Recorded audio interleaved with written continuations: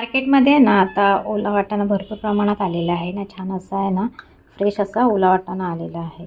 तर आज मी आहे ना ओला वाटाणा वापरून असा मटार पुलाव बनवणार आहे। तर मी त्याच्यासाठी आहे ना इथे मटार घेतलेले आहेत, इथे बासमती तांदूळ तुकडा घेतलेला आहे, स्वच्छ धुवून घेतलेला आहे।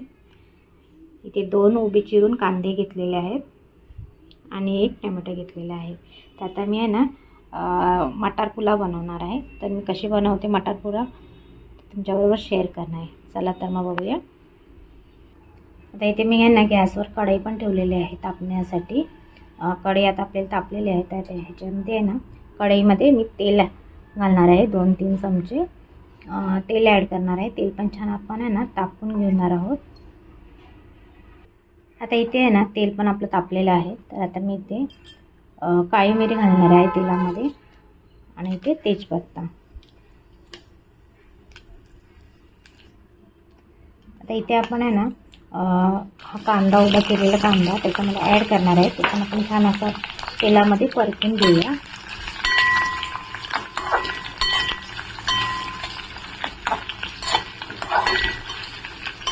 कांदा छानपैकी परतला त्याच्यामध्ये टोमॅटो पण ॲड करून घेणार आहे।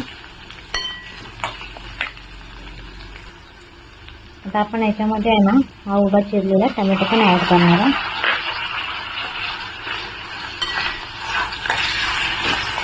आणि आपण आहे ना मळसर होईपर्यंत कांदा टोमॅटो आपण तेलामध्ये परतून घेणार आहोत।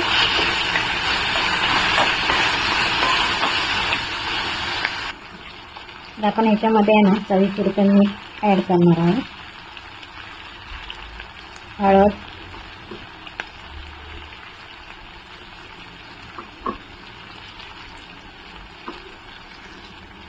आणि आता याच्यामध्ये हा ओला मटार घालून घेणार आहोत आणि छान असं आहे ना त्याला पण परतून घेणार आहोत आपण।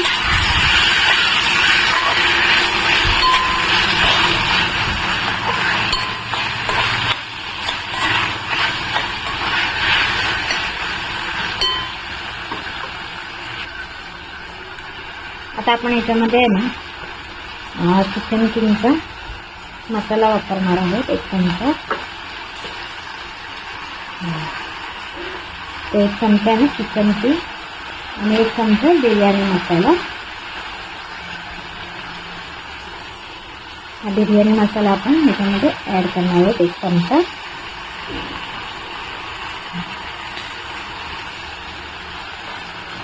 छान असं आपण आहे ना मसाले परतून घेऊया छान असं।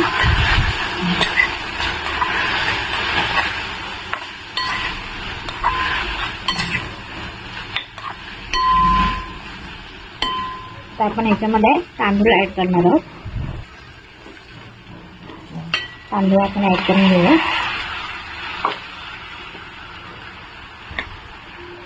छान असं आहे ना आपण एकजीव करून घेऊया हे सगळं, छान असं परतून घेऊया आपण मसाल्यांमध्ये हा तांदूळ वगैरे। आणि याच्यामध्ये आपण पाणी ॲड करणार आहोत आवश्यकतेनुसार।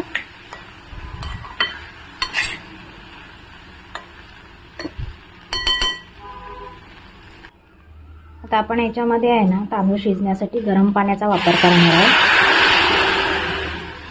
तांदूळ शिजण्यासाठी जेवढं पाण्याचा म्हणजे पाणी लागणार आहे तेवढं पाणी याच्यामध्ये मी यूज करणार आहे।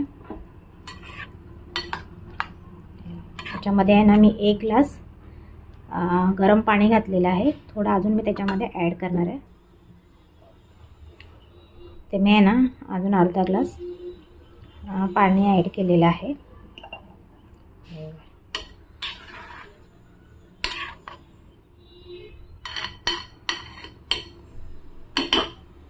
आता आपण आहे ना भात शिजण्यासाठी वरून झाकण मारणार आहे, पण त्या अगोदर मी याच्यामध्ये आहे ना तूप ॲड करणार आहे। इथे आहे ना मी तूप ॲड करते जेणेकरून आपला भात तांदूळ छान असा आहे ना आणि आपल्या मटार पुलावाला छान अशी टेस्ट पण येईल।